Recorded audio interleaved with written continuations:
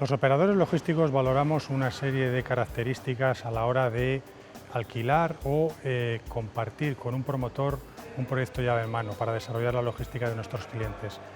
De lo primero que vamos a hablar es de todo lo que debería de tener una nave en su parte exterior de fachada. La valla perimetral debe de tener consistencia que garantice la seguridad, que soporte toda la infraestructura de circuito de cerrado de televisión. Deberíamos de contar con unas puertas de entrada motorizadas que permitan una fácil accesibilidad de los trailers, máxime cuando la operación logística es intensiva en vehículos. Y no debemos olvidar las distancias que debe de haber entre las fachadas y las vallas perimetrales.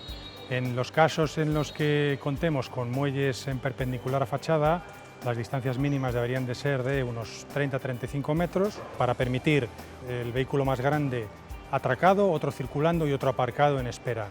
Cuando son muelles en espiga o en diagonal, deberíamos de contar con unos 25 metros. Asimismo, los radios de giro en las esquinas deben de tener un mínimo de 10 metros para permitir seguridad y visibilidad a los conductores. Estamos en la zona de atraque de camiones. Esta zona, cuanto más estándar sea, más facilitará las labores de maniobra de los transportistas. Hay una serie de instalaciones que, aunque no son muy visibles, son muy importantes. Estamos hablando, por ejemplo, de las guías que permiten enfilar el camión adecuadamente en el muelle. Estamos hablando, por ejemplo, de semáforos que le indican al conductor cuándo está llegando al zócalo del muelle, y estamos hablando también de unos huecos que hay debajo de los muelles que permiten una buena acople en aquellos camiones que tienen plataforma elevadora. Hay dos ratios que combinan la estandarización de los muelles en fachada con la productividad. Nosotros normalmente estamos confortables con un muelle cada 1000 metros cuadrados de nave. El otro es una distancia entre ejes de muelle de unos 5,5 metros aproximadamente. Vamos a hablar ahora de las principales características del interior de una nave logística. La primera de ellas es la altura. La altura que los operadores logísticos preferimos es la máxima que nos permiten las máquinas actuales y las restricciones que nos marcan las normativas de protección contra incendios. Una nave logística con un interior superior a los 12 metros aproximadamente va a requerir varios niveles de rociadores, con lo cual la instalación puede ser a nivel constructivo más cara y el mantenimiento más complejo. Las distancias entre fachada y la parte trasera de la nave deben de estar entre los 100 y los 150 metros, combinando la productividad de los recorridos y la normativa para la evacuación. Otra de las características que valoramos es la composición de la solera, no solo en cuanto a la resistencia de la misma ante el paso de vehículos como máquinas retráctiles que cargadas pueden soportar más de 4 toneladas sus ruedas de nylon, sino también con las juntas de dilatación, que es el principal punto de mantenimiento o de deterioro de la solera.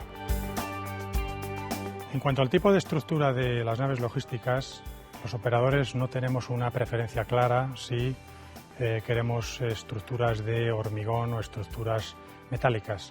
Lo importante es que las estructuras se adecúen a las estanterías estándares y nos permitan optimizar los almacenamientos. Es cierto que la estructura metálica requiere de una revisión o due diligence a la hora de que cumpla la resistencia al fuego a la que nos obliga la legalización de una actividad.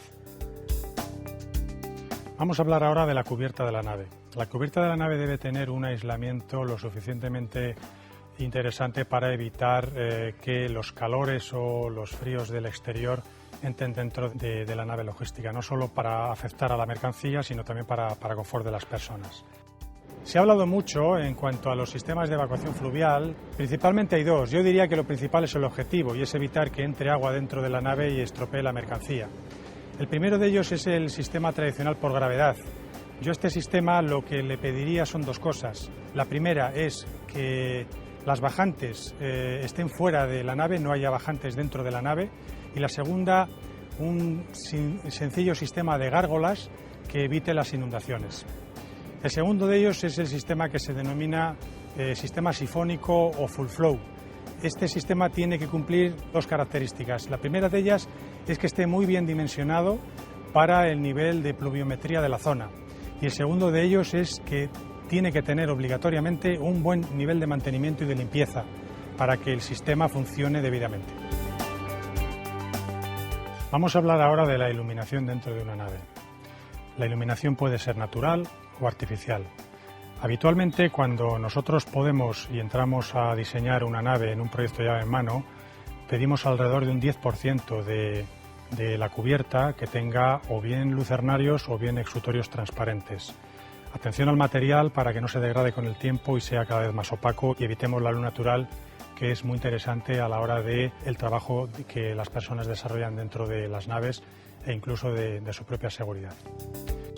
La iluminación artificial, cada vez más por motivos medioambientales, debe de ser una iluminación ecológica como la que tenemos en alguna de las naves logísticas, que se encienden cuando detectan a una persona trabajando debajo del foco y, por otro lado, regulan su nivel de intensidad en función de los luxes que hay en el entorno. Paralelo a esto, tenemos unos mínimos que cumplir de la normativa de prevención de riesgos laborales a nivel de oficinas y a nivel de almacén. Y hay unos luxes que regulan estas necesidades mínimas básicas.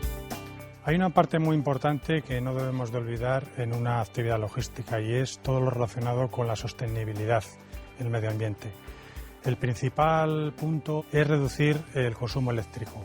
¿Cómo podemos hacer esto? Pues con un sistema de iluminación eficiente, con unos cargadores de máquinas de alta frecuencia. También es muy importante tener un buen mantenimiento de las instalaciones eléctricas que eviten ineficiencias en dichas instalaciones y provoquen consumos anormales. El sistema de protección contra incendios tiene varios elementos.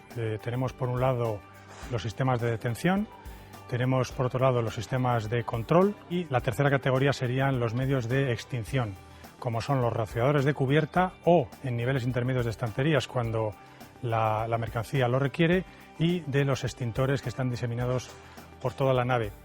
Los sprinklers están totalmente adosados a la cubierta por la parte interior de la nave y deben de tener un espacio entre el propio rociador y la mercancía de 1 metro para poder cubrir la extinción en caso necesario. Otra parte del sistema de protección contra incendios son los exutorios, que son unas claraboyas que automáticamente o por accionamiento manual de los bomberos manejan el control del calor ante un incendio dentro de una nave y, por lo tanto, la explosión de las ampollas de los rociadores. Los extintores pueden ser de polvo, que son los más convencionales, y luego hay otro tipo de extintores de CO2 que están cerca de los cuadros eléctricos. Podéis observar alrededor mío algo muy importante en lo que es la extinción y la detección contra incendios, que es la señalética, la identificación de todos los elementos de los que he hablado antes, junto con las víes, que son las bocas de incendio equipadas o mangueras para poder sofocar conatos de incendio de poca importancia. Dentro de una nave logística hay un variado tipo de instalaciones. Podemos hablar de sistemas de preparación, sistemas de clasificación de paquetes, de palés, enfardadoras, etcétera. Pero quizás hay dos que están más directamente relacionadas con la estructura de la nave. Me estoy refiriendo a las cámaras frigoríficas y me estoy refiriendo a los almacenes de productos químicos, almacenes APQ. Un almacén APQ o de almacenaje de productos químicos o un subalmacén dentro de un almacén tiene una normativa especial. De hecho, tiene que pasar una autorización por el Departamento de Industria. Hay una serie de características especiales que tienen este tipo de almacenes. Una de ellas es lo que denominamos cubeto, que evita que haya derrames de líquidos y gases al resto del área. El otro es un sistema de extinción contra incendios dimensionado. Es muy habitual ver niveles de rociadores o sprinklers en varios niveles de las estanterías. Y el tercero de ellos es un sistema de extracción de aire forzado ante una acumulación anormal de gases.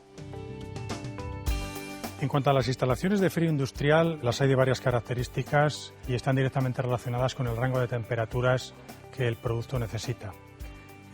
Podemos estar hablando de instalaciones de frío industrial de ultracongelado, que están en entornos de -22. Podemos estar hablando de rangos de temperatura de 14-18, la mercancía más típica son los chocolates. Podemos estar hablando de cárnicos y lácteos cuyo rango de temperatura puede estar en torno a los 4-5 grados e incluso productos farmacéuticos cuyo rango debe estar situado siempre entre los 18 y los 25 grados. A la hora de dimensionar los metros cuadrados de oficinas necesarias en una nave logística, no tenemos claramente un estándar. Es más, a veces unas oficinas sobredimensionadas lo que hacen es penalizar el coste del alquiler. Lo que nosotros hacemos es, basándonos en la normativa para dimensionar los vestuarios y los espacios sociales, tener unas oficinas adecuadas al número de personas que van a trabajar en ellas y fundamentalmente que tengan unos niveles de iluminación y de ergonomía suficientes para desempeñar bien su trabajo.